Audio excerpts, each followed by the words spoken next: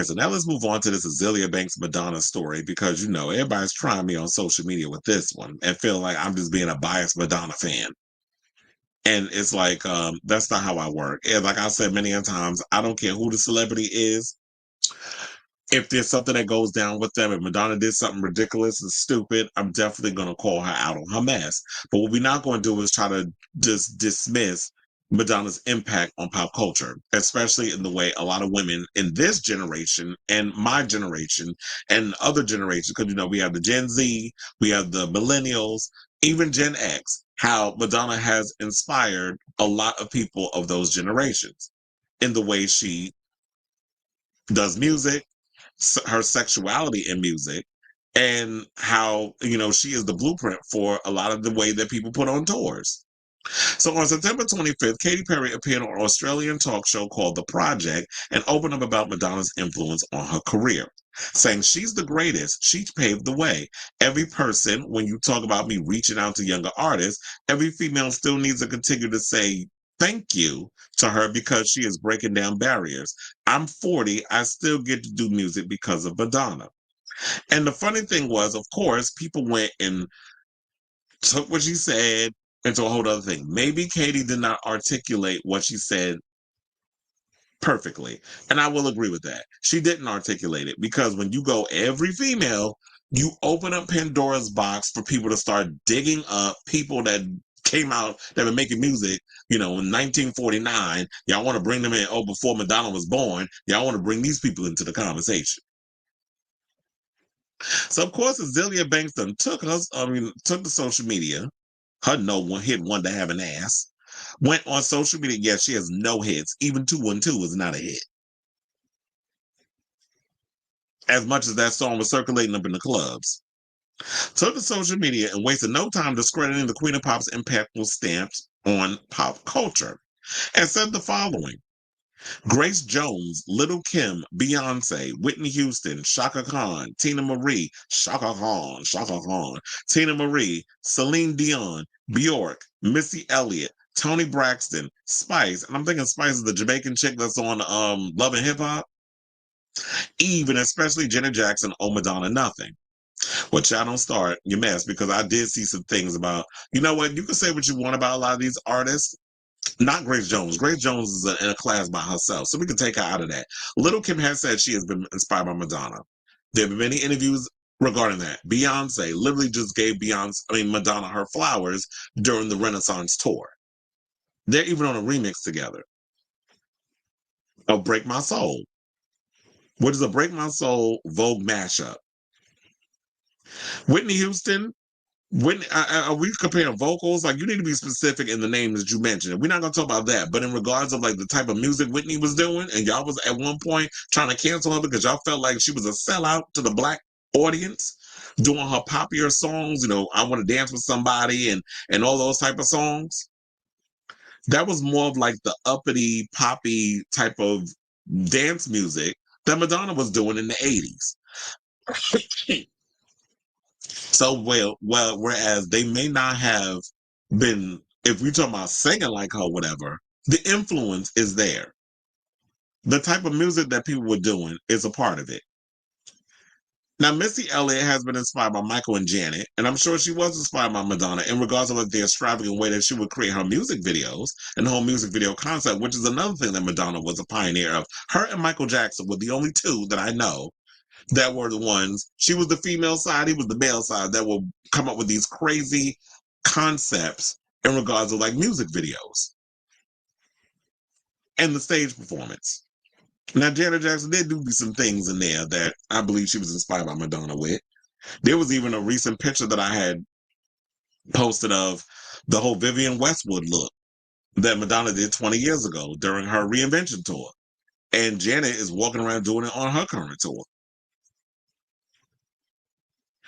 So yeah, so she wasn't the only one who took an issue with what Katy said, as others took to Twitter to weigh in on her comment. So one person said, yeah, but Katy is delusional, and posted a picture of Beyonce cackling. Another one said, in reality, they need to be thanking Donna Summer. An ex-user stated Donna Summer deserved to be thanked in place of Madonna. Someone also said add Roxanne Shante, Mia X, Phyllis Hyman, Patti LaBelle, Diana Ross, Patrice Rushen, Angela Winbush, Cheryl Ladd, Angela Bo. Why y'all bringing up all these names? This ain't got nothing to do with the type of music Madonna's doing. Patty Austin, Stacey Lattisaw, Barbara Streisand, Evelyn Champagne King, Cheryl Pepsi Riley, Shantae Moore, Lisa Stansfield, Belinda Carlisle, Lisa Fisher, and Pat Benatar. I know they was on Google looking up all them damn names to make a damn point. And Pat Benatar, another ex-user, added a list of singers to support Azalea's point. But it wasn't all doom and gloom, as some actually sided with Katy, and others got what she was saying. They said Beyonce, yes. Little Kim, yes, she's referred to herself as the Black Madonna. Janet took major inspo from Madonna's Erotica album for her 1993 Janet album. And also, most of these other artists you mentioned debuted before or at the same time as Madonna. So your point is mute anyways, an internet user mentioned. Another person said yes, but none of them are the queen of pop. Madonna is and will forever will be the queen of pop. Well, look. We could bring up Roxanne, Shante, Mia X, Phyllis Hyman, Patti LaBelle, Diana Ross, Patrice Rushen, Angela Winbush, Cheryl Ladd, Angela Bofield, Shantae Moore, Lisa Stansfield, Belinda Carlisle, Lisa Fisher. We could bring up all them names, but yes, they did not have as much of an impact on pop culture as Madonna has. So yeah, y'all could throw out a bunch of damn names, but it doesn't validate the point. Another person said, you leaving Gaga out intentionally, heel girl, and Twitter user referred to Azealia Banks accusing Gaga for snatching her work for the Art Pop album in 2013.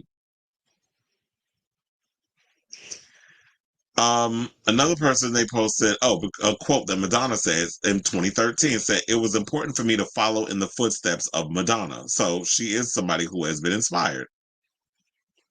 Another person told told Azealia, oh, shut up.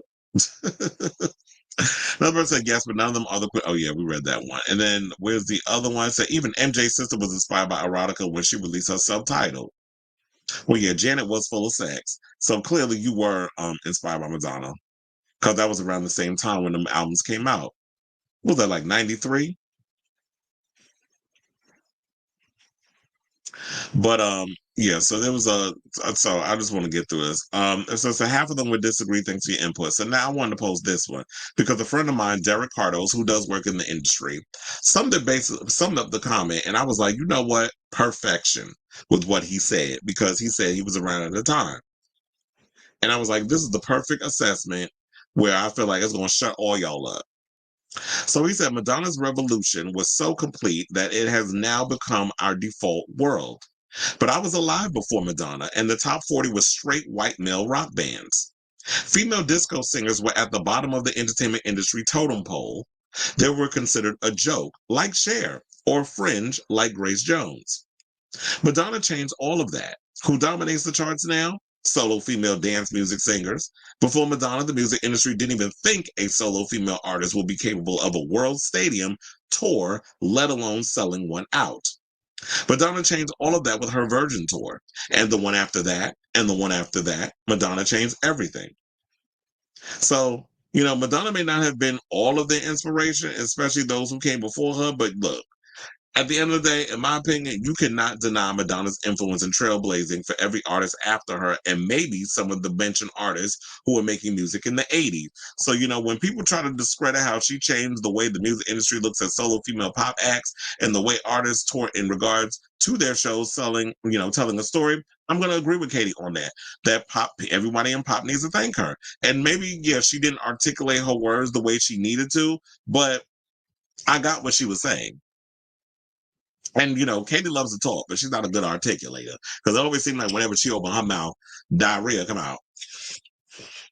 So yes, for Azealia Banks, slow behind, who need to be worrying about how she could, go for her next apartment instead of worrying about what all these other celebrities doing. Because shout out to Funky Dineva, he told this team that when she was evicted from that apartment out in Florida, that she didn't even have money to pay the users to move her stuff. It was sitting out there on the front of the building. She ain't had access to her apartment, and the movers, she didn't even have money to pay them. And it's because Dineva used the same moving company that she used. So that's how he got that tea. But yeah, it's like she changed the game in regards of how people look at solo female artists in regards of putting money behind them to do arena tours. Madonna started that. It wasn't nobody before her that was doing that. And yes, Grace Jones is a fringe act.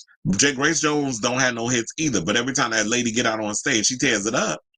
There's a mutual, an overall neutral respect for Grace Jones whenever she comes out because she is an icon. She's a part of a fringe. She's a niche, fringy, artist where there's like a small group of people. It's like a Bjork. They have their demographic of people who will go and see them. And yes, female disco singers were at the bottom of the entertainment industry totem pole. People were not taking them seriously. Remember and then after that, don't even get me started on the whole disco sucks movement. What happened after that whole situation? And Madonna came years later and changed the game in regards of pop culture and pop music and the way, she had to battle, being a self-made pop star and how she became the icon she is today because she had to bulldoze and steamroll. So when you call her, a B and Madudu and all the other names, she had to do what she had to do to get to where she is today. So, Azealia, the next time you want to run your wide yuck mouth all over social media and start spewing things, at least do your research before you decide to all of a sudden, let me just pull names out my ass so that way I can get some attention on the Twitter. Because clearly you needed to use Madonna's name to get attention for your non-existent music career. So I say all this to say, what do y'all think of this story? Do you agree with Azealia on the situation? But I told you, somebody who said they've been around for a long time, they understand what the state of the industry was when Madonna came along. So we're not saying every female need to bow down to her, but everybody when she came out and then afterwards and how people take in the whole arena tour experience and how people consumed music and how we live for our pop girlies, the way we obsess over them now because they wasn't doing that back in the day. And how she changed the game in regards to that. She does need her flowers. And I feel like it's not going to get to a point where Madonna has to leave the earth for y'all to truly give her the respect that she deserves. So let me know what you guys think of this story in the comments down below.